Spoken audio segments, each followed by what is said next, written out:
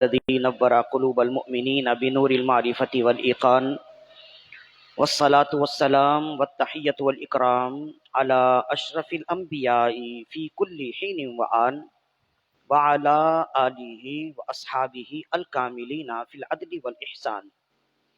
أما بعد فأعوذ بالله من الشيطان الرجيم. بسم الله الرحمن الرحيم. یا ایہا الذین آمنوا لا تحرموا طیبات ما احل اللہ لکم ولا تعتدوا ان اللہ لا يحب المعتدین. صدق اللہ مولانا العظیم. ببرکت ان اللہ وملائکتہ یصلون علی النبی یا ایہا الذین آمنوا صلوا علیہ وسلموا تسلیما. اللہم صل علی سیدنا ومولانا محمد وعلى آلہ واصحابہ وبارک وسلم صلاۃ وسلام علیک یا رسول اللہ صلی اللہ علیہ وآلہ وسلم. فإن من جودک الدنیا وضرتها ومن علومک علم اللوح والقلم دعا إلى اللہ فالمستمسکون به مستمسکون بحبل غیر منفصم. مولاي صل وسلم دائما ابدا على حبیبک خیر الخلق كلهم. ثم الرضا عن ابی بکر وعن عمر وعن علی وعن عثمان ذی الکرم. یا ربی بالمصطفى بلغ مقاصدنا واغفر لنا ما مضى یا واسع الکرم. مولاي صل وسلم دائما ابدا على حبیبک خیر الخلق كلهم. حمد و صلات کے بعد خالق کائنات کے عطا سے فقط اس کی دی ہوئی توفیق سے ایک مرتبہ پھر ہم ماہ محرم الحرام کی مسلسل محفلوں میں سے چوتھی محفل میں چوتھی نشست میں موجود ہیں. اللہ رب العزت سے دعا ہے کہ رب ذوالجلال ہماری آج کی محفل کو اپنے بارگاہ میں قبول و مقبول فرمائے.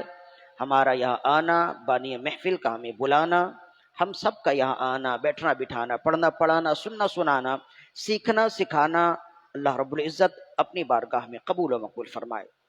قبل اس کے کہ گفتگو کا آغاز کیا جائے، ایک مرتبہ اپنے آقا و مولا صلی اللہ علیہ وسلم کی بارگاہ میں بلند آواز سے درود و سلام کے نذرانے پیش کیجیے. اللہم صلی علی سیدنا و مولانا محمد طب القلوب و دوائها وعافیت الابدان و شفائها ونور الابصار و ضیائها وروح الارواح و غذائها وعلى آلہ و اصحابہ وبارک وسلم صلاۃ و سلام علیک یا رسول اللہ صلی اللہ علیہ وآلہ وسلم. آج کی اس مبارک پاکیزہ مقدس محفل کے لیے، نشست کے لیے قرآن مجید کی جس آیت مقدسہ کی تلاوت کا شرف حاصل کیا سورہ مائدہ کی آیت ہے. سورہ مائدہ قرآن مجید کے 7ویں پارے میں ہے اور جس آیت مقدسہ کی تلاوت کا شرف حاصل کیا اس کا نشان 87 ہے. سورہ مائدہ کی آیت نمبر 87 میں اللہ رب العزت خطاب فرماتا ہے اور اہل ایمان سے خطاب فرماتے ہوئے ارشاد فرماتا ہے: یا ایھا الذین آمنوا لا تحرموا طیبات ما احل اللہ لکم ولا تعتدوا. اے ایمان والو، جو چیزیں تم پر حلال کی گئی ہیں انہیں اپنے اوپر حرام نہ کرو. ولا تعتدوا، اور حد سے آگے نہ بڑھو. ان اللہ لا يحب المعتدین، بے شک اللہ حد سے بڑھنے والوں کو پسند نہیں فرماتا ہے. مطلب مفہوم اس آیت کا یہ ہے کہ اے ایمان والو، اللہ نے جن چیزوں کو تم پر حلال کیا ہے، چاہے وہ چیزیں پہننے کی ہوں، چاہے چیزیں برتنے کی ہوں، چاہے وہ چیزیں کھانے پینے کی ہوں، ان چیزوں کو اپنے اوپر حرام نہ کرو یہ سمجھ کر کہ حرام کرنے سے رب راضی ہو جائے گا. ایسا نہیں ہوگا. رب راضی ہوتا ہے حلال کو حلال سمجھنے سے، حرام کو حرام سمجھنے سے. اگر کوئی شخص حرام کو حلال سمجھے، چاہے اس کی نیت کتنی ہی پاکیزہ ہو، اگر کوئی شخص حرام کو حلال سمجھے چاہے اس کی نیت کتنی ہی پاکیزہ ہو، وہ اللہ رب العزت کا محبوب نہیں ہوگا. اللہ اس کو پسند نہیں فرماتا، وہ حد سے بڑھنے والوں میں شمار کیا جائے گا. اللہ نے فرمایا: یا ایھا الذین آمنوا لا تحرموا طیبات ما احل اللہ لکم. اے ایمان والو، پاکیزہ وہ چیزیں جو اللہ نے تم پر حلال کی ہیں انہیں حرام نہ کرو. ولا تعتدوا، اور حد سے آگے نہ بڑھو. ان اللہ لا يحب المعتدین، بے شک اللہ حد سے بڑھنے والوں کو پسند نہیں فرماتا ہے۔ گفتگو کا آغاز یہاں سے بھی کیا جا سکتا ہے، لیکن اگر اس کا پس منظر بیان کیا جائے، سمجھنا اور سمجھانا مزید اور آسان ہو جائے گا۔ اس کے شان نزول میں امام خازن نے لکھا، اور خازن سے پہلے امام بغوی نے لکھا۔ امام بغوی نے اپنی سند سے اس روایت کو نقل کیا، اور امام بغوی کے بعد بغوی سے خازن نے لیا، اور خازن کے بعد امام مظہری نے خازن وغیرہ سے لیا۔ دیگر اور بھی کتب تفاسیر میں، کتب احادیث میں یہ موجود ہے۔ اس آیت کا شان نزول یعنی پس منظر کیا ہے؟ پس منظر یہ ہے کہ ایک صحابی رسول ہیں حضرت عثمان بن مظعون رضی اللہ عنہ۔ عثمان بن مظعون، ایک تو ہیں عثمان بن عفان جو تیسرے خلیفہ ہیں، یہ وہ نہیں ہے، یہ ہیں عثمان بن مظعون رضی اللہ عنہ، میم ضا عین واو نون، مظعون۔ مدینے میں آئے، مہاجرین میں سے تھے، مدینے میں آئے اور مدینے میں ہی آپ کا وصال ہوا، اور آپ کے وصال کے بارے میں رسول اللہ صلی اللہ علیہ وسلم کا یہ عمل بھی کتابوں میں موجود ہے، بالخصوص مشکات المصابیح میں بھی ہے، زیارت القبور کے باب میں، کتاب الجنائز میں، کہ جب حضرت عثمان بن مظعون رضی اللہ عنہ کا وصال ہوا، رسول اللہ صلی اللہ علیہ وسلم ان کے قریب گئے اور ان کے پیشانی کو بوسہ دیا، چوما، اور ان کے لیے دعائے خیر فرمائی۔ جنت البقیع میں آج ہزاروں لوگ موجود ہیں، ہزاروں مسلمان وہاں تشریف فرما ہے۔ جنت البقیع میں سب سے پہلی جس کی قبر بنائی گئی ہے وہ حضرت عثمان بن مظعون رضی اللہ عنہ ہے، یعنی جنت البقیع کے سب سے پہلے مہمان ہیں آپ۔ تو جب آپ کا وصال ہوا تو صحابہ کرام عرض کرنے لگے، یا رسول اللہ اب انہیں ہم کہاں سپرد خاک کریں، انہیں کہاں دفن کریں؟ تو رسول اللہ صلی اللہ علیہ وسلم نے فرمایا ہم انہیں بقیع الغرقد میں دفن کریں گے۔ جنت البقیع کا پرانا نام ہے بقیع الغرقد۔ بقیع کہتے ہیں اونچی جگہ کو، بقعہ اسی سے ہے اونچی جگہ کو، اور غرقد کہتے ہیں اس لیے کہ وہاں غرقد کے درخت لگے ہوئے تھے، بقیع الغرقد اسی وجہ سے اس جگہ کا نام رکھا گیا۔ اچھا، چلتے چلتے یہ گفتگو تو آگے آئے گی، لیکن یہ وقت بھی فوائد سے خالی نہیں ہے، زیادہ ہی فائدے مند ہوگی کہ یہ تو ہم سمجھتے ہیں کہ مدینے میں رسول اللہ صلی اللہ علیہ وسلم کی آمد سے قبل یہودی آباد تھے، تو انہوں نے یہ درخت لگائے تھے، غرقد۔ ساری دنیا میں جو ہے نا، یہ ایک جھاڑی دار درخت ہے، اس کا نام ہے غرقد، اور رسول اللہ صلی اللہ علیہ وسلم نے ارشاد فرمایا یہ یہودیوں کا دوست ہے، یہ جو درخت ہے یہ یہودیوں کا دوست ہے۔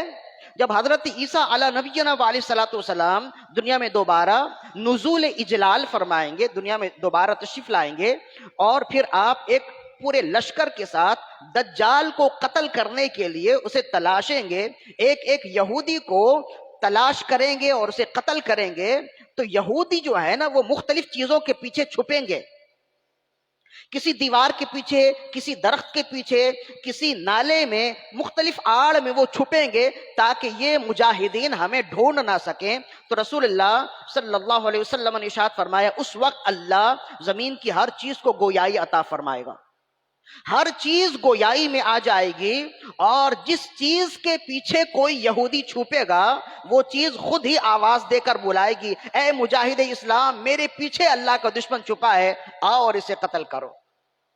تو رسول اللہ صلی اللہ علیہ وسلم نے ارشاد فرمائے سوائے غرقد کے درخت کے، اگر کوئی یہودی اس درخت کے پیچھے چھپ جائے گا تو وہ درخت آواز نہیں نکالے گا۔ یہ بھی اللہ کی مصلحتیں ہیں، اس کی حکمتیں، اس میں کیا راز ہے، اسی وجہ سے اسے شجر یہود کہتے ہیں، غرقد کے درخت کو، جھاڑی دار غرقد کے درخت کو شجر یہود کہتے ہیں۔ آج بھی اسرائیل کے میدانی علاقوں میں، مضافاتی علاقوں میں، اسرائیل ہر سال جس طرح ہم شجرکاری کرتے ہیں نا ہر سال، وہ بھی ہر سال شجرکاری کرتے ہیں، لیکن ہم جب شجرکاری کرتے ہیں تو مختلف درخت اور مختلف پودے ہوتے ہیں، وہ فقط غرقد کا درخت لگاتے ہیں، اس لیے انہیں معلوم ہے کہ جس قدر زیادہ ہم غرقد کا درخت لگائیں گے اس قدر زیادہ ہمارے لیے حفاظت کا سامان ہو جائے گا۔ تو یہودی مدینے میں بھی آباد تھے، تو انہوں نے بھی مدینے کے مضافاتی علاقوں میں غرقد کے بہت بڑے بڑے درخت لگائے ہوئے تھے۔ تو جنت البقیع کا جو علاقہ تھا وہ رسول اللہ صلی اللہ علیہ وسلم کے در دولت سے دور کا ہی، اب تو تقریباً اب تو حرم کا ہی حصہ ہو گیا ہے، وہ قریب قریب ہو گیا ہے، لیکن اس زمانے میں دور لگتا تھا۔ تو اس دور کے علاقے میں یہودیوں نے بہت بڑے بڑے غرقد کے درخت لگائے ہوئے تھے۔ پھر جب رسول اللہ صلی اللہ علیہ وسلم نے وہاں اپنا نزول اجلال فرمایا، اور جب مسلمان جوک در جوک مسلمان ہونے لگے، آہستہ آہستہ یہودی مدینے سے اکراف اور اطناف کی جانب جانے لگے، اپنے اپنے قلعوں میں چلے گئے۔ جب وہ علاقہ صاف ہو گیا تو رسول اللہ صلی اللہ علیہ وسلم نے پھر وہ غرقد کے درخت سب کٹوا دیے۔ تو آج جو جنت البقیع ہے نا، پہلے اس کا نام تھا بقیع الغرقد، اس لیے کہ وہاں غرقد کے درخت تھے۔ آپ یوٹیوب میں یا گوگل میں بھی سرچ کریں گے نا، شجر یہود سرچ کریں گے تب بھی غرقد کا درخت آئے گا۔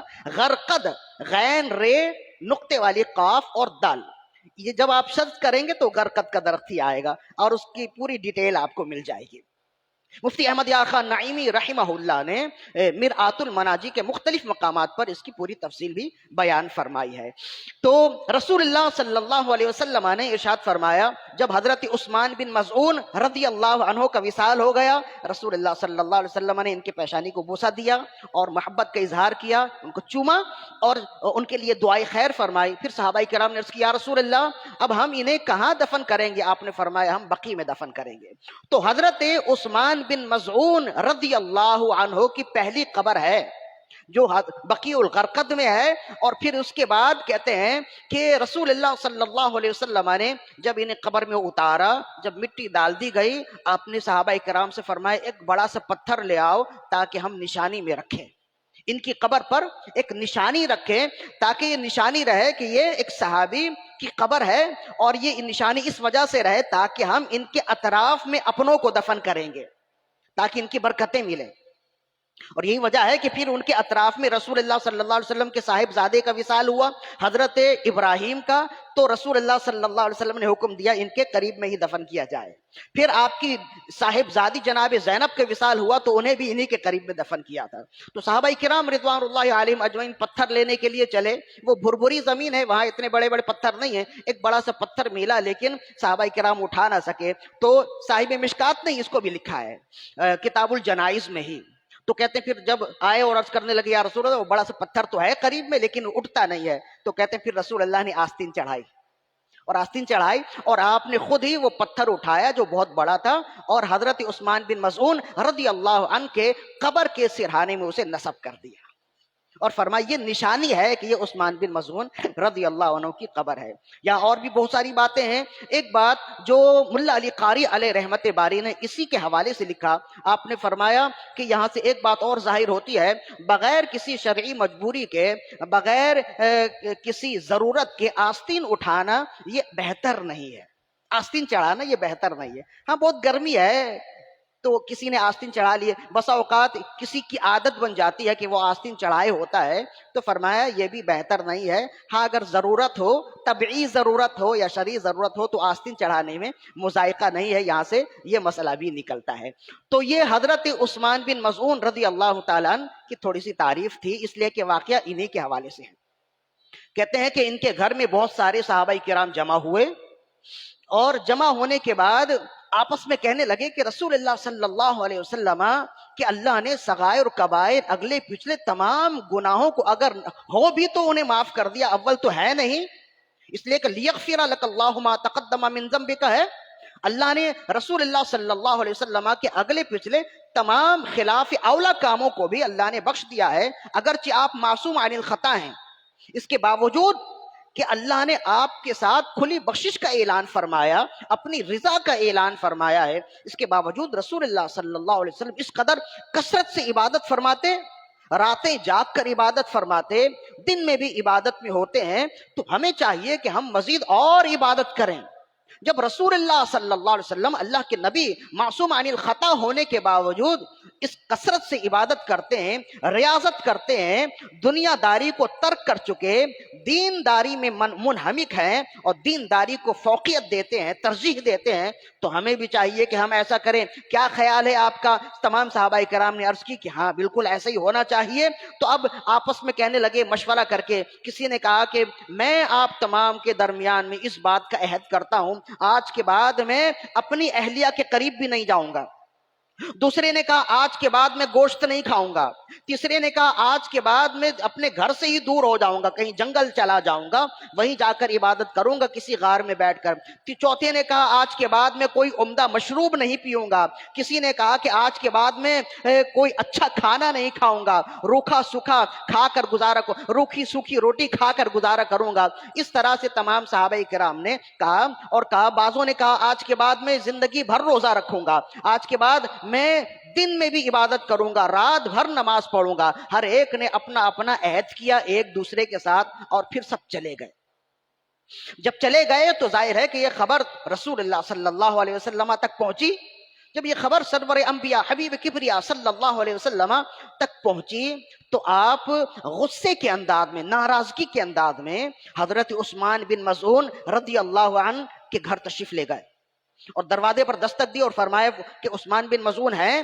تو اہلیہ بھی گھبرا گئیں، تو انہوں نے اتفاق سے اس وقت حضرت عثمان بن مظعون رضی اللہ عنہ نہیں تھے، تو انہوں نے عرض کی کہ یا رسول اللہ وہ نہیں ہیں۔ تو پھر رسول اللہ نے ان سے پوچھا کہ کیا آپ کے گھر میں بعض صحابہ کرام آئے اور عثمان بن مظعون ان میں سر فہرست تھے جنہوں نے یہ ساری باتیں عہد کی ہیں، یہ آپس میں ایک دوسرے کے ساتھ وعدہ کیا ہے؟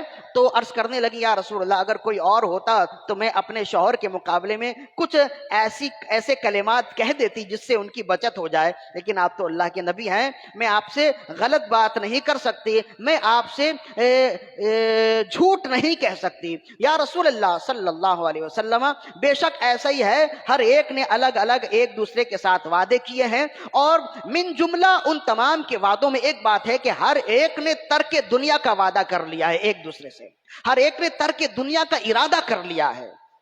جب رسول اللہ صلی اللہ علیہ وسلم نے اس بات کی تصدیق ان سے کروا لی، پھر آپ تشریف لے گئے۔ پھر کچھ دیر کے بعد جب حضرت عثمان بن مظعون رضی اللہ عنہ گھر میں تشریف لائے، اہلیہ نے بتایا کہ رسول اللہ صلی اللہ علیہ وسلم غصے میں تھے، آپ کے چہرے سے غصے کے آثار لگ رہے تھے، آپ نے آپ کے بارے میں پوچھا اور آپ کے تمام ارادوں کے بارے میں پوچھا، اور پھر وہ چلے گئے۔ تو کہتے ہیں پھر عثمان بن مظعون رضی اللہ عنہ بھاگتے ہوئے رسول اللہ کی خدمت میں حاضر ہوئے، اور جب رسول اللہ کی خدمت میں حاضر ہوئے تو دیکھا کہ رسول اللہ ناراض ہیں۔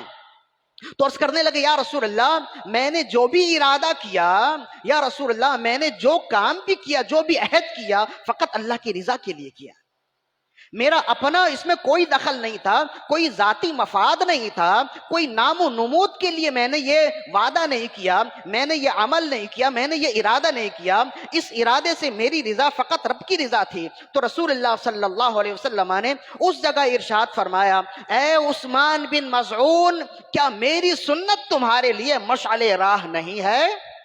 فرمایا اللہ کی عزت و جلال کی قسم، انی اعلمکم باللہ واتقاکم، بے شک میں تم میں سب سے زیادہ اللہ کو جانتا ہوں اور سب سے زیادہ اللہ کا خوف رکھتا ہوں۔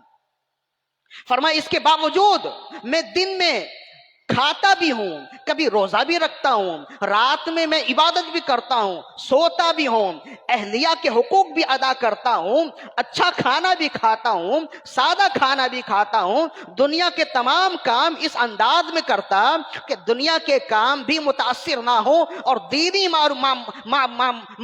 معمولات میں بھی کوئی فرق نہ آئے۔ اور پھر آپ نے فرمایا اے عثمان بن مظعون یہی میری سنت ہے، فمن ترک سنتی فلیس منی فمن رغب عن سنتی فلیس منی، جو میری سنت کو چھوڑ دے گا وہ مجھ سے نہیں ہے۔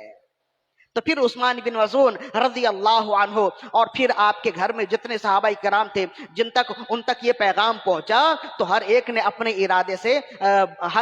ارادے سے بعد آئے اور انہوں نے فرمایا جو طریقہ رسول اللہ صلی اللہ علیہ وسلم کا ہے ہم نے اسی طریقے پر چلنا ہے، اس لیے کہ کسی حلال کو حرام کر دینا اگرچہ نیت رب کی رضا ہی کیوں نہ ہو یہ گناہ ہے۔ اس کی وجہ یہ ہے کہ اگرچہ رب کی رضا موجود ہے لیکن رسول اللہ صلی صلی اللہ علیہ وسلم کا طریقہ یہ نہیں ہے. ایک بات. اور دوسری بات یہ ہے کہ جب رب نے کسی چیز کو حلال کر دیا ہے اور آپ اس چیز کو, اس کام کو اگر حرام کریں گے, گویا آپ اپنے آپ کو ترجیح دے رہے ہیں, رب کا حکم نہیں مان رہے ہیں, گویا آپ اپنی اوقات سے آگے نکل رہے ہیں. تو اسی لیے فرمائے وَلَا تَعْتَدُوا, حد سے آگے نہ بڑھو, اپنی اوقات میں رہو. تمہاری حد یہ ہے جو حلال ہے اسے حلال جانو, جو حرام ہے اسے حرام جانو. یہ حد سے گزرنا ہے کہ کسی حلال کو حرام کرو اور یا کسی حرام کو حلال کرو. لہذا جب یہ بات ہوئی تو صحابہ کرام نے اپنے قول سے رجوع کیے اور وہی طریقہ اختیار کرنا شروع کر دیا جو رسول اللہ صلی اللہ علیہ وسلم کا طریقہ تھا. اس وقت قرآن مجید کی یہ آیت نازل ہوئی جب رسول اللہ صلی اللہ علیہ وسلم نے صحابہ کرام کو ترغیب دی اور غصے کے انداز میں آپ نے صحابہ کرام کو ترغیب دی اور ان سے غصے کا اظہار کیا. گویا کہ آپ نے انہیں ڈانٹا اور فرمایا میری سنتوں پر عمل کرو, میرے طریقے پر عمل کرو. جب آپ انہیں ترغیب دے کر خاموش ہو گئے تو رسول اللہ صلی اللہ علیہ وسلم کے ترغیب پر تصدیق کرنے کے لیے اللہ رب العزت نے اس آیت کا نزول فرمایا. یا ایھا الذین آمنوا لا تحرموا طیبات ما احل اللہ لکم ولا تعتدوا, اے ایمان والو جن پاکیزہ چیزوں کو اللہ نے حلال کیا ہے انہیں حرام نہ کرو. ولا تعتدوا, اور حد سے آگے نہ بڑھو. ان اللہ لا يحب المعتدین, بے شک اللہ حد سے آگے بڑھنے والوں کو پسند نہیں فرماتا ہے. یہ پوری حدیث ہو گئی, یہ پورا شان نزول ہو گیا. اب اس سے ہم نے سمجھا کیا ہے, 3 فوائد ہیں جو انتہائی عجلت کے ساتھ انتہائی اختصار کے ساتھ 3 فوائد بیان کریں گے. اور اگر وقت زیادہ ہو گیا تو ہم تینوں فوائد کو نہیں بیان کریں گے, ان میں سے جو باقی بچ جائیں وہ اگلی نشست کے لیے ہم رکھ لیں گے. سب سے پہلا فائدہ یہ ہے کہ اسلام میں اعتدال پسندی کو بہت اہمیت حاصل ہے. سب سے پہلے اس لیے کہ رسول اللہ نے فرمایا کہ میں کھاتا بھی ہوں, کبھی روزہ بھی رکھ لیتا ہوں, رات میں میں سوتا بھی ہوں, عبادت بھی کر لیتا ہوں, اہلیہ کے حقوق بھی ادا کرتا ہوں, دنیا داری کے تمام معمولات بھی کرتا ہوں, دینداری کے تمام معمولات 100% ادا کرتا ہوں. اور یہی اعتدال ہے, یہی توازن ہے, اور اسی توازن کا حکم اسلام ہمیں دیتا ہے. اسلام کے جتنے احکام ہیں, اسلام عقیدے کے لحاظ سے بھی معتدل ہے, احکام کے لحاظ سے بھی معتدل ہے. اور اس کے بعد آپ مزید اور آگے چلے جائیے, اسلام کے جتنے فرقے ہیں ان تمام فرقوں میں اگر معتدل فرقہ کوئی ہے تو وہ مذہب مہذب اہل سنت و جماعت ہے. تمام ادیان میں, تمام دینوں میں اگر معتدل مذہب, متوازن مذہب اگر کوئی ہے, توازن والا مذہب اگر کوئی ہے تو مذہب اسلام ہے. اور مذہب اسلام کے اندر تمام مسالک میں, تمام مکاتب میں اگر کوئی مکتبہ فکر, اگر کوئی مسلک متوازن ہے تو وہ مسلک مہذب, مذہب مہذب, مسلک اہل سنت و جماعت ہے. اسی وجہ سے ہم کہتے ہیں کہ اہل سنت. اب یہ کیسے معتدل ہے تو آپ خود ہی دیکھ لیجئے.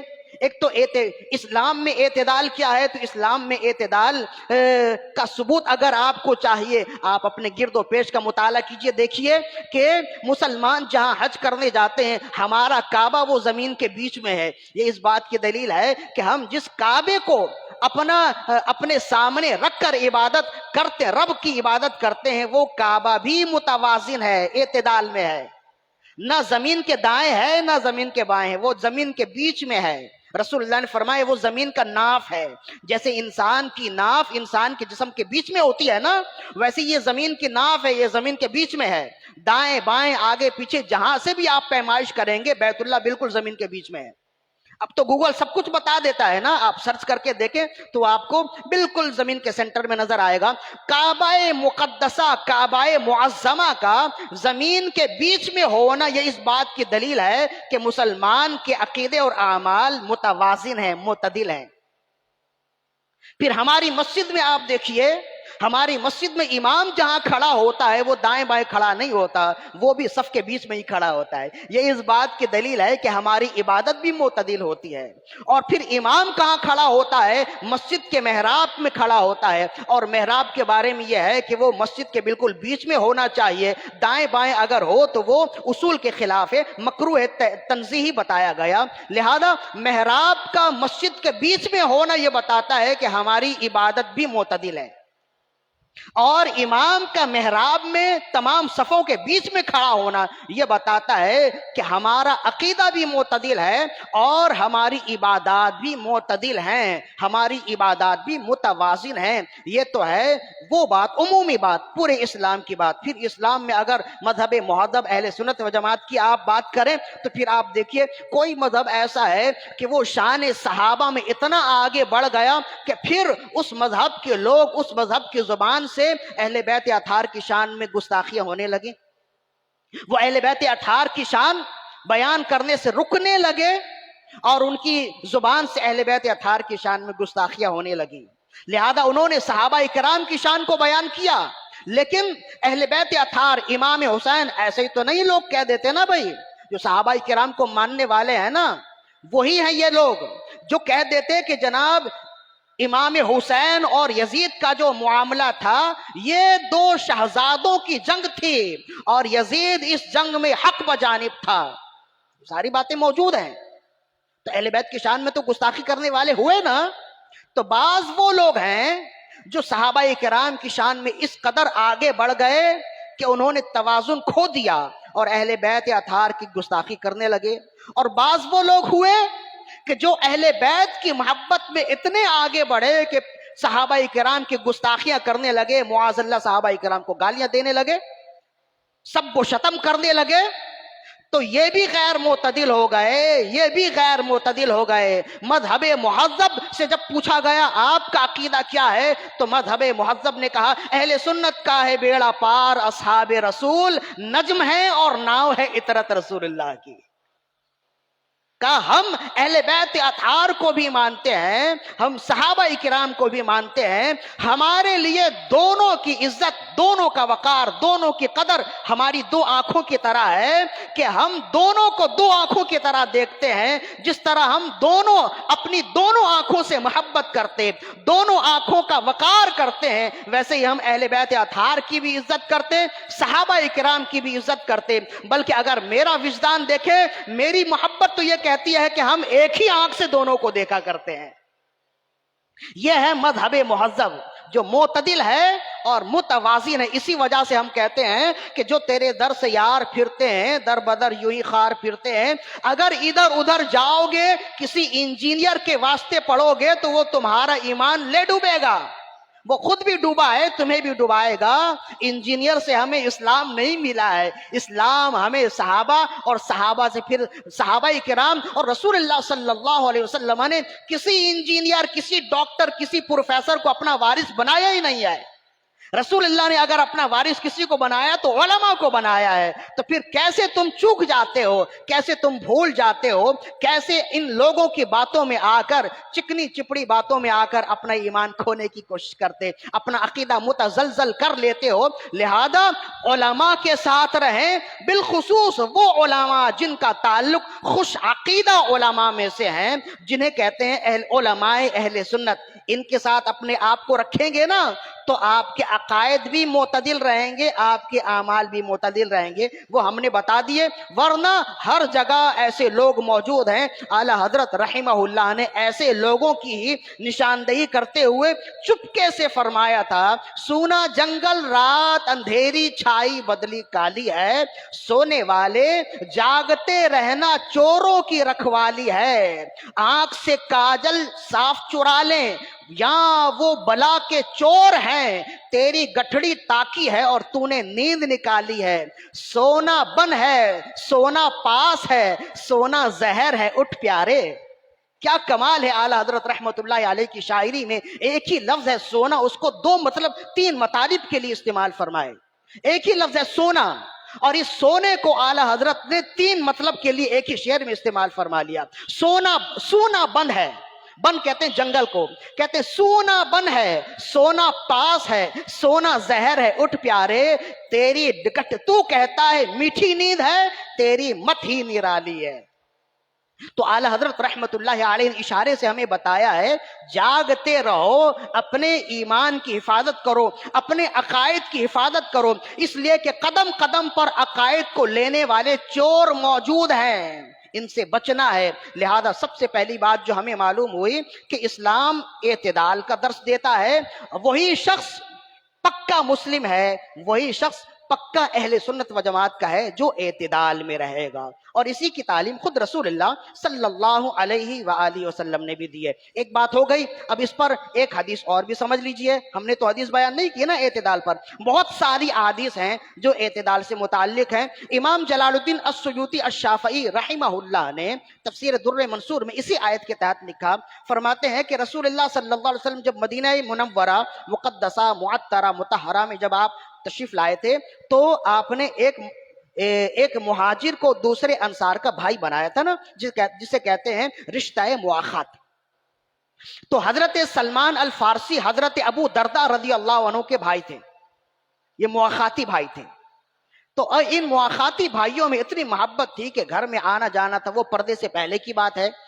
تو کہتے ہیں حضرت سلمان الفارسی رضی اللہ عنہ ایک مرتبہ حضرت ابو دردہ رضی اللہ عنہ، دونوں ہم مزاج ہیں، یوں سمجھ لیجئے کہ صحابہ کرام میں بھی مختلف المزاج تو ہر زمانے میں لوگ ہوتے ہیں نا، ایک گھر میں 4 بھائی ہوتے ہیں تو مختلف المزاج ہوتے ہیں، تو صحابہ کرام میں بھی بہت سے صحابہ کرام الگ الگ مزاج کے تھے۔ بعض کے مزاج میں جنگجو ہونا تھا، بعض کے مزاج میں سیاست کا غلبہ زیادہ تھا، ان کے اندر کمانڈنگ پاور زیادہ تھی۔ بعض صحابہ کرام وہ تھے جن میں درویشانہ صلاحیت بہت تھی، جو اپنے آپ کو درویش ہی رکھا کرتے تھے، انہی درویشی صحابہ کرام میں ان کا نام آتا ہے۔ حضرت ابو دردہ ہیں، حضرت سلمان الفارسی ہیں، حضرت ابو ذر غفاری ہیں، یہ درویش صحابہ کرام تھے، بہت ہی سادہ طبیعت کے تھے۔ یہ سلطنت عشق ہیں، خوددار ملیں گے، سلمان و ابو ذر سے وفادار ملیں گے۔ تو انہی میں سے تھے حضرت سلمان الفارسی بھی ہیں اور حضرت ابو دردہ رضی اللہ عنہ۔ سلمان فارسی کا تو مقام یہ ہے کہ انہیں وہ بھی صحابی کہتے ہیں جو صحابہ کو مانتے نہیں، انہیں وہ بھی صحابی کہتے ہیں۔ تو حضرت سلمان الفارسی ان کے گھر گئے تو پوچھا کہ کہاں ہیں ابو دردہ، تو کہا باہر گئے ہوئے ہیں۔ تو اسی اسنا میں آپ نے ان کی اہلیہ سے پوچھا، یہ پردے سے پہلے کی بات ہے، آپ نے ان کی اہلیہ سے پوچھا تم نے اپنا حال کیا بگاڑ رکھا ہے، بال الجھے ہوئے ہیں اور کپڑے بھی بے ڈھنگے ہیں، کوئی اپنی تزئین کیوں نہیں کرتی، اپنی آرائش کیوں نہیں کرتی؟ تو عرض کرنے لگے کہ آپ کے بھائی کو عورتوں سے کوئی دلچسپی نہیں ہے، انہوں نے مجھے یوں ہی چھوڑ دیا ہے، ضائع ہونے کے لیے چھوڑ دیا۔ آپ کے بھائی کو عورتوں میں کوئی دلچسپی نہیں ہے، جب دلچسپی نہیں ہے تو جب وہ آتے تو گویا ان کا میرا یہاں موجود ہونا یا نہ ہونا ان کے لیے یکساں ہے، جب ایسا ہے تو میں تزئین و آرائش کس کے لیے کروں؟ تو آپ کو بڑا دکھ ہوا۔ اب جب حضرت ابو دردہ رضی اللہ عنہ تشریف لائے، گھر میں آئے، تو اسی اسنا میں آپ کی اہلیہ نے حضرت سلمان الفارسی رضی اللہ عنہ کے لیے کھانا تیار کر لیا تھا، دسترخوان لگا، آپ بیٹھے کھانا کھانے کے لیے۔ تو حضرت ابو دردہ سے بھی آپ نے فرمائے کھاؤ، تو کہنے لگے کہ آپ کھائیں، میرا روزہ ہے۔ آپ نے فرمایا میں اس وقت تک نہیں کھاؤں گا جب تک تم اپنا روزہ نہ توڑو۔ لہذا انہوں نے ان کا روزہ توڑوایا اور ساتھ کھلایا، اور ساتھ کھلانے کے بعد جب رات ہو گئی تو اب حضرت سلمان الفارسی سونے لگے۔ تو کہتے ہیں کہ وہ بستر سے اٹھے حضرت ابو دردہ اور وضو کر کے ارادے سے چلنے لگے۔ آپ نے ان کا دامن پکڑ لیا اور کہا کہاں چلے؟ کہا کہ وضو کرنے جا رہا ہوں، عبادت کا وقت ہو گیا، آپ آرام کریں، میں رات بھر نماز پڑھتا ہوں۔ آپ نے فرمایا بھی سو جاؤ۔ تو کہتے ہیں پھر انہیں سلا دیا، زبردستی سلایا۔ اب وہ کروٹیں بدلتے رہے اور حضرت سلمان الفارسی بھی سوتے رہے۔ تو کہتے ہیں کہ تھوڑی دیر بعد پھر وہ اٹھے، پھر جب اٹھے تو حضرت سلمان الفارسی نے پھر انہیں کہا کہ کہاں کا ارادہ ہے؟ کہا کہ وضو کرنے جاتا ہوں، نماز پڑھوں گا، نماز میرے معمولات میں سے ہیں، میں رات بھر نماز پڑھتا ہوں۔ آپ نے پھر انہیں سلا دیا اور کہا کہ سو جاؤ، ابھی وقت نہیں ہوا۔ 2-3 مرتبہ انہیں سلا دیا۔ جب رات کا آخر پہر یعنی سحری کا وقت جب شروع ہوا نا، تو پھر جب وہ اٹھے تو حضرت سلمان الفارسی نے فرمایا ہاں اب اٹھو، میں بھی تمہارے ساتھ اٹھتا ہوں۔ دونوں نے وضو کی اور نماز پڑھی، اور پھر جب نماز پڑھ کے فارغ ہوئے تو آپ نے فرمایا اے ابو دردہ، تمہارے نفس کا بھی تم پر کوئی حق ہے، تمہارے گھر والوں کا بھی تم پر حق ہے، تمہارے بال بچوں کا بھی تم پر حق ہے، تمہاری اہلیہ کا بھی تم پر حق ہے۔ وآتی کل ذی حق حقا، ہر حقدار کو اس کا حق دو، یہی صحیح مسلمانی ہے، یہی اعتدال ہے۔ ایک مسلمان کی شان یہی ہے۔ اب تم رات بھر نماز پڑھو گے، دن بھر روزہ رکھو گے تو بہت سے حقوق ادا نہیں کر پاؤ گے، بالخصوص اہلیہ کے حقوق کب ادا کرو گے؟ لہذا تمہاری بیوی کا، تمہاری اہلیہ کا بھی تم پر حق ہے، تمہارے بچوں کا بھی حق ہے، اڑوس پڑوس کے لوگوں کا حق ہے۔ تو پھر حضرت ابو درداء رضی اللہ عنہ سے آپ نے وعدہ لیا کہ اب تم وعدہ کرو کہ کبھی روزہ رکھو گے، کبھی نہیں رکھو گے، اور رات میں نیند بھی کرو گے، عبادت بھی کرو گے، اپنی اہلیہ کے حقوق بھی ادا کرو گے۔ ان سے وعدہ لیا، صبح ہو گئی۔ پھر جب حضرت ابو درداء رضی اللہ عنہ رسول اللہ صلی اللہ علیہ وسلم کی بارگاہ میں حاضر ہوئے اور عرض کرنے لگے، یا رسول اللہ صلی اللہ علیہ وسلم، میں تو ہمیشہ روزہ رکھتا تھا اور رات بھر نماز پڑھتا تھا۔ حضرت سلمان الفارسی رات میں آئے اور انہوں نے میرے ساتھ یہ معاملات کیے اور مجھ سے وعدہ بھی لے لیا کہ اب تم کبھی روزہ رکھو گے، کبھی چھوڑ دو گے، رات میں نیند بھی کرو گے، نماز بھی پڑھو گے، اب آپ بتائیں کہ انہوں نے صحیح کیا یا غلط کیا؟ رسول اللہ نے فرمایا، سلمان الفارسی نے بالکل صحیح کیا، یہی طریقہ ہے۔ اس لیے کہ یہ اعتدال ہے، یہ میانہ روی ہے، اسی کو کہتے ہیں اعتدال پسندی۔ لہذا اسلام میں اعتدال سب سے بڑی چیز ہے، اعتدال پسندی اچھی چیز ہے اور پسندیدہ چیز ہے۔ اس واقعے سے پہلا فائدہ ہمیں حاصل ہوا۔ دوسرا فائدہ ہمیں حاصل ہوا کہ رسول اللہ صلی اللہ علیہ وسلم نے جب حضرت عثمان بن مظعون رضی اللہ عنہ کو ڈانٹا تو آپ نے فرمایا، تمہارے لیے میری سنت ہی کافی ہے، جس سے معلوم ہوا کہ ایک مسلمان کے لیے سب سے بڑی چیز اللہ کی بندگی کے بعد، اللہ کی اطاعت و پیروی کے بعد سب سے بڑی چیز رسول اللہ کی اطاعت ہے اور رسول اللہ کے سنتوں پہ چلنا ہے۔ جو شخص رسول اللہ صلی اللہ علیہ وسلم کے طریقے کو چھوڑے گا وہ گمراہ ہو جائے گا، ذلیل ہو جائے گا، خوار ہو جائے گا۔ اسی وجہ سے رسول اللہ صلی اللہ علیہ وسلم نے ناراضگی کا اظہار فرمایا اور فرمایا، جب تمہارے سامنے میری سیرت کھل کر ہے تو، اور جب تمہاری نسبت مجھ سے ہے تو پھر تمہیں کیا ہے کہ تم اپنے انداز میں کام کرو، اپنے طریقے سے کام کرو۔ تمہارے لیے بہتر یہ ہے کہ تم جب مجھ سے وابستہ ہو، تمہاری ذات کے ساتھ میری نسبت وابستہ ہے، تو تم وہ کام کرو جو میرا طریقہ ہے۔ جب تم میرے طریقے پر کام کرو گے، اللہ عزت بھی عطا فرمائے گا، اللہ دنیا و آخرت میں کامیابیاں اور فلاحیاں بھی عطا فرمائے گا۔ یہی تو کسی نے کہا، تمہارے دامن سے نسبتیں ہیں، ہمیں پھر اور کیا کمی رہے گی؟ تمہارے دامن سے نسبتیں ہیں، ہمیں پھر اور کیا کمی رہے گی؟ بھری ہے جھولی ہماری تم نے، بھری ہوئی ہے بھری رہے گی۔ یہ ذکر وہ ہے کہ جس کا وعدہ کیا ہے خود خالق کہاں نے، یہ ذکر وہ ہے کہ جس کا وعدہ کیا ہے خود خالق جہاں نے۔ ہم آج ہیں کل یہاں نہ ہوں گے مگر یہ محفل سجی رہے گی۔ میں خالد ان کے ہی گیت گاؤں اور ان کے عشاق کو سناؤں، یہی ہے پہلی مراد میری، یہی طلب آخری رہے گی۔ تو رسول اللہ صلی اللہ علیہ وسلم سے جس کی نسبت ہو جائے اس کے لیے ضروری ہے، جب یہ نسبت ہے، جب ہم نے کلمہ پڑھ لیا، رسول اللہ کا نام ہمارے دل میں آویزاں ہو گیا، تو اب ہمارے لیے ضروری ہے کہ ہم رسول اللہ صلی اللہ علیہ وسلم کا طریقہ اختیار کریں۔ جو اس طریقے کو اختیار کرے گا وہی عزت پائے گا۔ آج جو ہم ساری دنیا میں ذلیل ہو رہے ہیں نا، اس کی سب سے بڑی وجہ یہی ہے کہ نہ اللہ کی بندگی ہے اور نہ ہی رسول اللہ کی اطاعت ہے۔ ہمیں دوسروں کی چیزیں، دوسروں کا طریقہ، دوسروں کا لباس، یہود و نصارہ کا لباس، ان کا وضاقتہ، ان کی فیشن، ان کے طور طریقے، ان کے کھانے پینے، ان کے چلنے پھرنے، سب کچھ اچھے لگتے ہیں۔ اگر ہمیں پسند نہیں ہے تو رسول اللہ کا طریقہ پسند نہیں ہے۔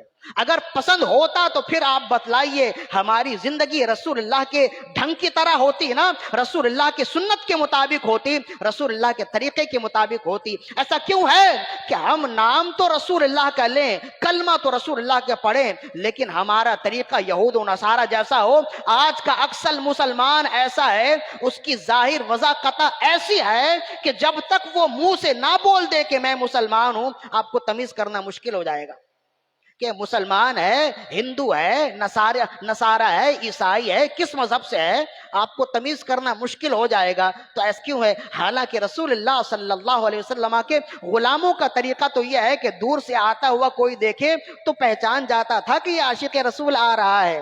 امام محمد بن حسن الشیبانی رحمہ اللہ، امام اعظم ابو حنیفہ رضی اللہ عنہ کے زبردست شاگردوں میں سے ہیں، اور فقہ حنفی کو امام اعظم کے بعد چلانے والے امام محمدی ہیں، امام محمد بن حسن الشیبانی۔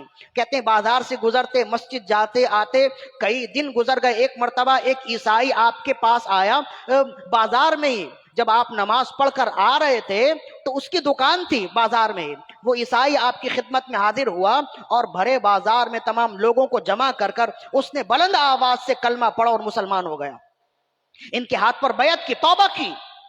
تو لوگوں نے کہا اچانک تمہاری زندگی میں یہ انقلاب کیسا آیا؟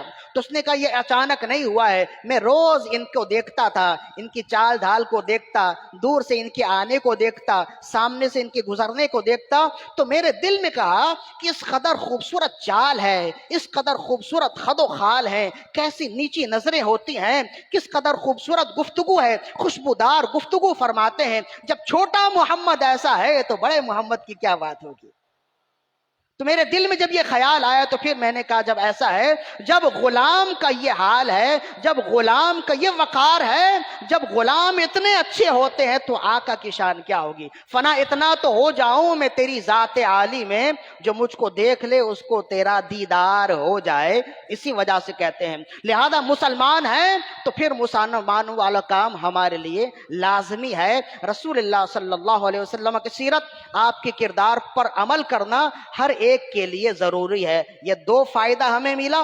تیسرا اور آخری فائدہ ہمیں ملا کہ جب رسول اللہ صلی اللہ علیہ وسلم نے یہ بات سنی کہ صحابہ کرام میں سے بعض نے فلاں فلاں ارادے کیے ہیں، تو آپ نے صحابہ کرام سے غصے کا اظہار کیا، جس سے معلوم ہوا کہ صحیح اور سچا عاشق رسول اور مسلمان اور رسول اللہ صلی اللہ علیہ وسلم کا سچا غلام وہ ہوتا ہے کہ اس کے سامنے اگر خلاف شرع کوئی بات یا کام کی جائے تو وہ غصے کا اظہار کرے۔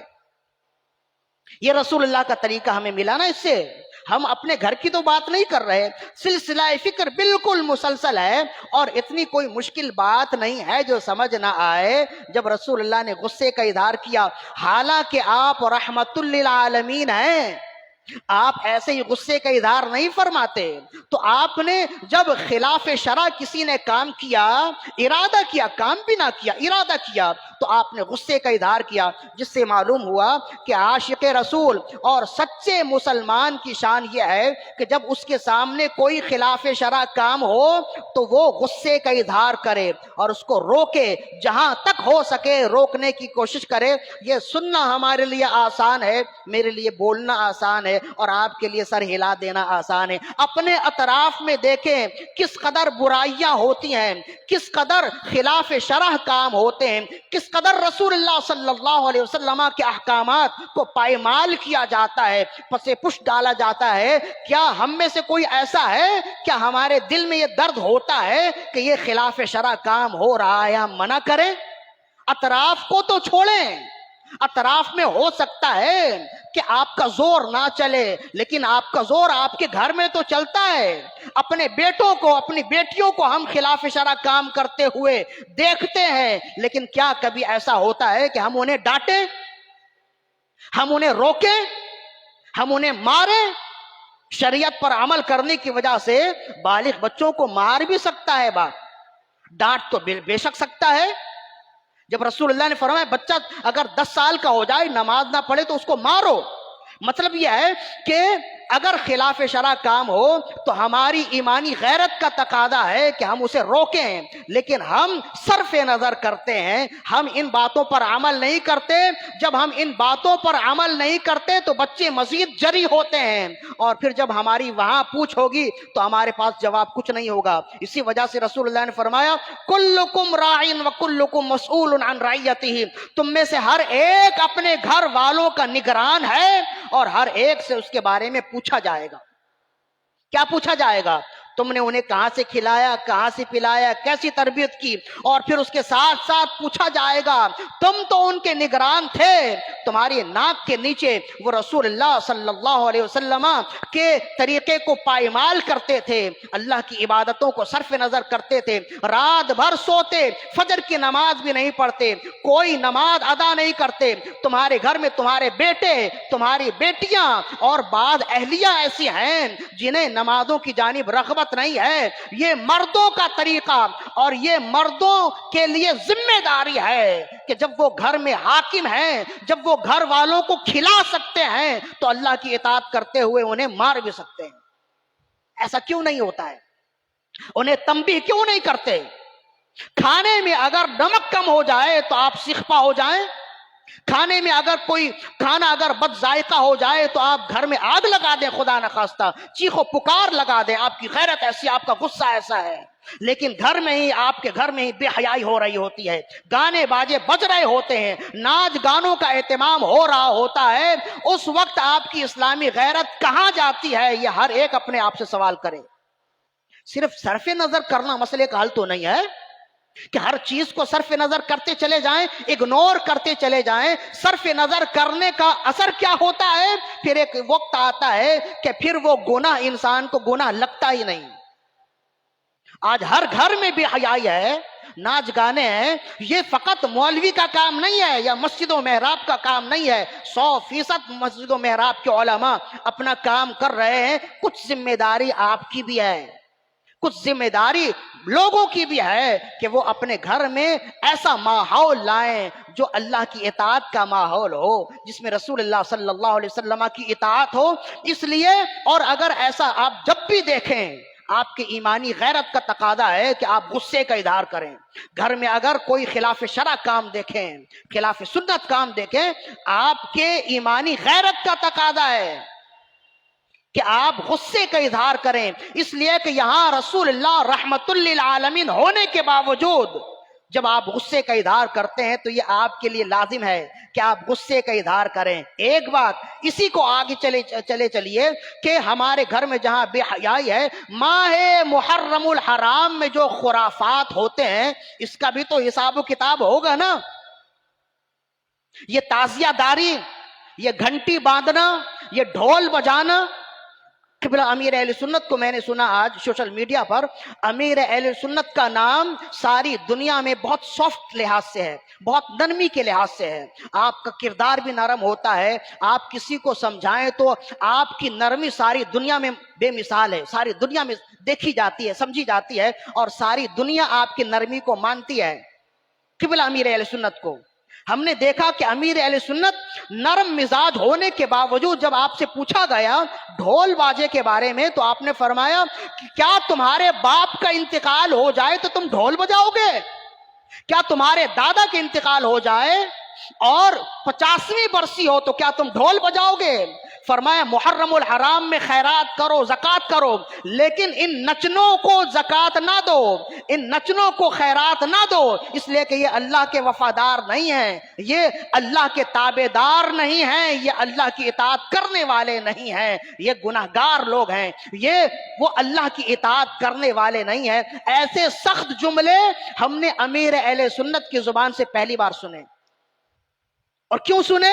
اس لیے کہ یہی حدیث ہے، جب رسول اللہ صلی اللہ علیہ وسلم رحمت للعالمین ہونے کے باوجود اگر کوئی خلاف شرع کام دیکھیں تو آپ غصے کا اظہار کرتے ہیں، ایک عالم ہونے کی حیثیت سے اور پھر نیچے ایک مسلمان ہونے کی حیثیت سے۔ ہمارے ایمان کا تقاضا ہے، غیرت، ایمانی غیرت کا تقاضا ہے کہ ہم ان چیزوں کو روکیں۔ ہمارے بچے تو پھر بچے ہی ہوتے ہیں، نادان ہوتے ہیں، بڑوں کو معلوم ہے کہ تعزیہ داری کیا، اس پر ہم آگے بھی گفتگو کریں گے۔ اب تو ہم اپنی گفتگو کو سمیٹ رہے ہیں، تعزیہ داری کیا چیز ہے اور منت ماننا کیا چیز ہے، سب پر ہم گفتگو کریں گے۔ آج ایک اور بھی بہت سے خرافات میں سے ایک خرافات یہ بھی ہوتی ہے کہ محرم الحرام کے مہینے میں اکثر و بیشتر ہم نے دیکھا ہے کہ گھنٹی باندھتے ہیں، اس پر ہم نے گفتگو کی تھی پہلے بھی گفتگو کی۔ اب یہ گھنٹی باندھنا تو یہ تو منت ہے، اور ہر وہ منت جو خلاف شرع ہو اس کو توڑنا واجب ہوتا ہے، اس پر عمل کرنا واجب نہیں ہوتا ہے۔ اس کو توڑنا واجب ہوتا ہے۔ اب گھنٹی کے بارے میں آپ دیکھیے کہ رسول اللہ صلی اللہ علیہ وسلم نے کیا ارشاد فرمایا، ہم کیا کر رہے ہیں۔ اب آپ دیکھیے، چنانچہ یہ احادیث ہیں، امام مسلم کی حدیث ہے، اور امام ابو داؤد نے بھی اس حدیث کو نقل کیا۔ عن ام سلمہ رضی اللہ عنہ قالت، ام سلمہ رضی اللہ عنہ فرماتی ہیں، سمعت النبی صلی اللہ علیہ وسلم یقول، میں نے نبی صلی اللہ علیہ وسلم سے سنا، آپ نے ارشاد فرمایا، لا تدخل الملائکۃ بیتا فیہ جرس ولا تصحب الملائکۃ رفقۃ فیہا جرس، فرمایا جس گھر میں گھنٹی ہو اس گھر میں رحمت کے فرشتے نہیں آتے، اور جس سفر میں گھنٹی ہو اس مسافر کے ساتھ رحمت کے فرشتے نہیں ہوتے۔ ہمارے ہاں جو اکثر حادثات ہو جاتے ہیں نا حالت سفر میں، جس کو ہم ایکسیڈنٹ کہتے ہیں، اس کی بہت سی وجوہات ہیں۔ ان میں سے ایک وجہ یہ بھی ہے کہ ہم اپنے کانوں میں لگا لیتے ہینڈ فری، اور اس میں ہم نے گانا لگا لیا اور ہم سنتے ہوئے جا رہے ہیں۔ جب ایسا ہوتا ہے تو فرشتہ ساتھ نہیں ہوتا بلکہ شیطان آپ کے ساتھ ہوتا ہے۔ امام سیوطی نے لکھا ہے، جو دنیا میں گانا گانے والا ہے نا، وہ آخرت میں جب اٹھے گا تو بندر کی شکل میں اٹھے گا، بندر بنا کر اٹھایا جائے گا۔ امام عبد الوہاب شعرانی رحمہ اللہ نے تنبیہ المغترین میں اس کو لکھا کہ جو دنیا میں گانا گانے والا، گانا سننے والا ہے، وہ بندر کی طرح اٹھے گا۔ اس کی وجہ کیا ہے؟ فرمایا اس کی وجہ یہ ہے کہ وہ گانا سنتے ہوئے، گانا گاتے ہوئے دنیا میں بھی بندروں کے ہی کام کر رہا ہوتا ہے، وہ اچل رہا ہوتا ہے، ادھر سے ادھر جا رہا ہوتا ہے، خواہ اپنے آپ کو ہلا رہا ہوتا ہے، اپنی کمر ہلا رہا ہوتا ہے۔ تو جب وہ ایسا کرتا ہے تو پھر ایسے ہی اٹھایا جائے گا۔ امام سیوطی، اب یہ حدیث جو میں بیان کر رہا ہوں، امام سیوطی نے لکھا، جب انسان سفر میں ہوتا ہے اور کچھ گنگنا رہا ہوتا ہے، کچھ گانا گنگنا رہا ہوتا ہے یا کچھ میوزک سن رہا ہوتا ہے، تو کہتے ہیں ایک شیطان ہے اس کے کندھے پر سوار ہو جاتا ہے، جیسے بچے باپ کے کندھے پر سوار ہوتے ہیں نا، اور اس کے دونوں پاؤں بندے کے سامنے سینے پر ہوتے ہیں، اور وہ شیطان اس کے کندھے پر سوار ہو جاتا ہے اور دونوں پاؤں سے اس کے سینے پر یوں مار رہا ہوتا ہے۔ اب جب وہ مارتا ہے تو وہ پھر جھومتا ہے، ادھر ادھر اچھلتا ہے، ہم سمجھتے ہیں کہ یہ میوزک میں مست ہے، اصل میں یہ شیطان اسے مست کر رہا ہوتا ہے۔ تو جب شیطان کسی کو اپنے اس طرح کنٹرول میں لے لے تو پھر تو وہ سفر کرتے ہوئے بے قابو تو ہوگا نا۔ اسی وجہ سے رسول اللہ صلی اللہ علیہ وسلم نے ارشاد فرمایا کہ جس مسافر کے ساتھ گھنٹی ہوتی ہے، یہاں گھنٹی سے مراد میوزک بھی ہے، گھنٹی سے مراد میوزک بھی ہے، وہ حدیث ہم آگے لا رہے ہیں۔ جس مسافر کے ساتھ میوزک ہے تو اس کے ساتھ رحمت کے فرشتے نہیں ہیں، وہ شیطان کے ساتھ سفر کر رہا ہے، اور شیطان کا کام ہی مسلمان کو تکلیف دینا ہے، وہ آپ کو راحت نہیں دے گا۔